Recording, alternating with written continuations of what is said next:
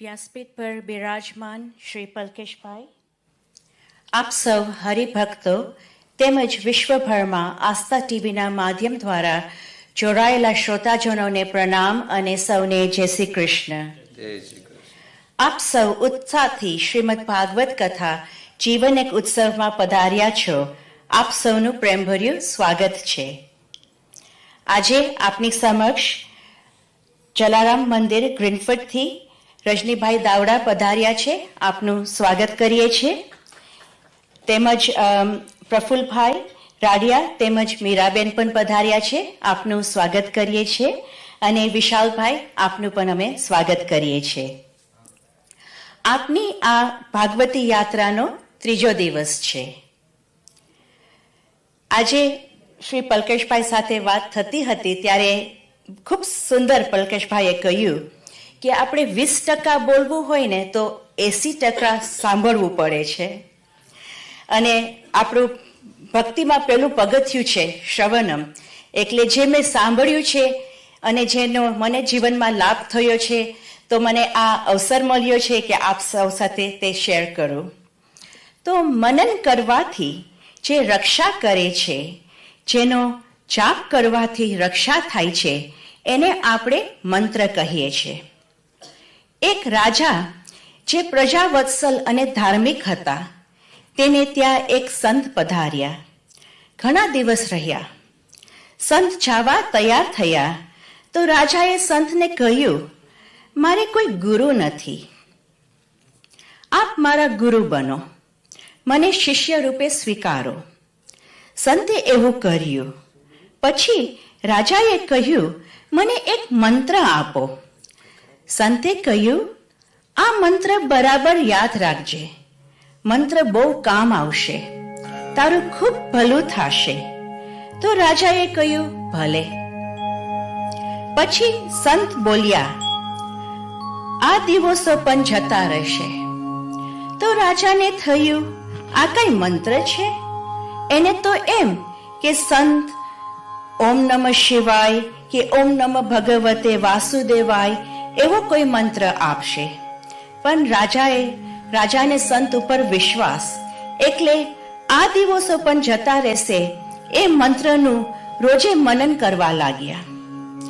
એટલે જ્યારે રાજાના સુખના દિવસો હતા ત્યારે રાજાને યાદ રહ્યું કે આ સત્તા સંપત્તિ બધું આજે છે પણ કાલે ના પણ હોય.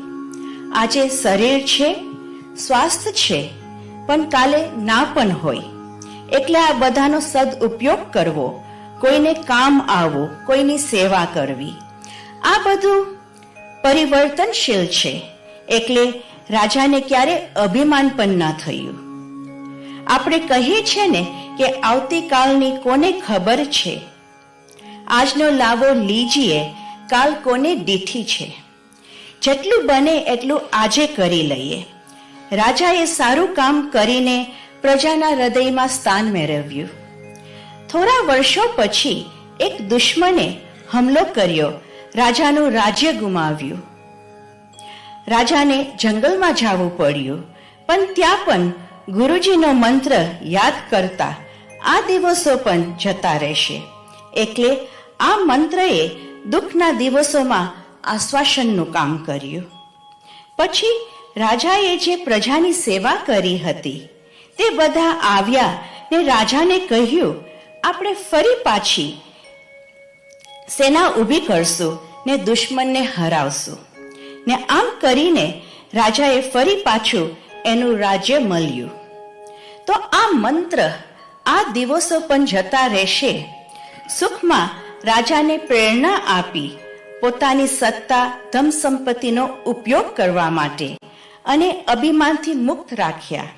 અને દુઃખમાં રાજાને સકારાત્મક માનસિકતા પ્રદાન કરી અને એક આશા આપી કે ફરી પાછા સુખના દિવસો આવશે. અને આમ કરીને આ મંત્રએ રાજાના જીવનને સાર્થક બનાવ્યું. તો આ નાનો એવો સૂત્ર આપના જીવનમાં કેટલું મોટું કામ કરી શકે છે.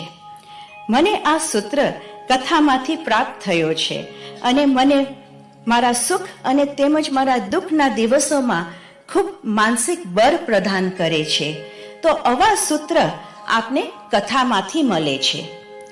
વેદ વ્યાસજીએ ઘણા ગ્રંથ લખ્યા હતા, તે છતાં તેના મનમાં સંતોષ ન હતો.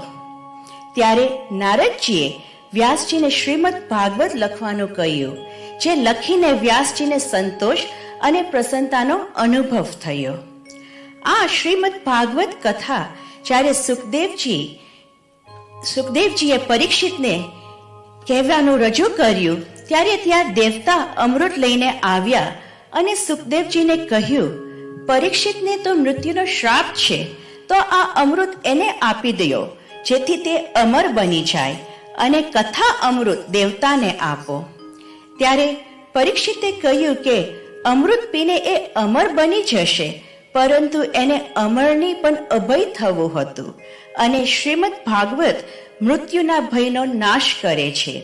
આપણે બધા પરમ ભાગ્યશાળી છીએ કે જે કથા અમૃત દેવતાને પણ ના મળ્યું એ આપને મળ્યું છે.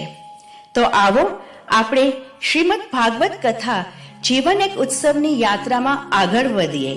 શ્રી પલકેશભાઈ ને પ્રણામ સાથે પ્રાર્થના કે વેદ વ્યાસજીની વાણીનું ગાયન કરે, જેથી આપણે દિવ્ય ચક્ષુને પ્રાપ્ત કરીએ, દિવ્યતા તરફ જઈએ, સ્વયંની ખોજ કરીએ અને સ્વમાં ખીલીએ અને ખુલીએ, અને આપણા જીવનને એક ઉત્સવ બનાવીએ. સૌને જય શ્રી કૃષ્ણ.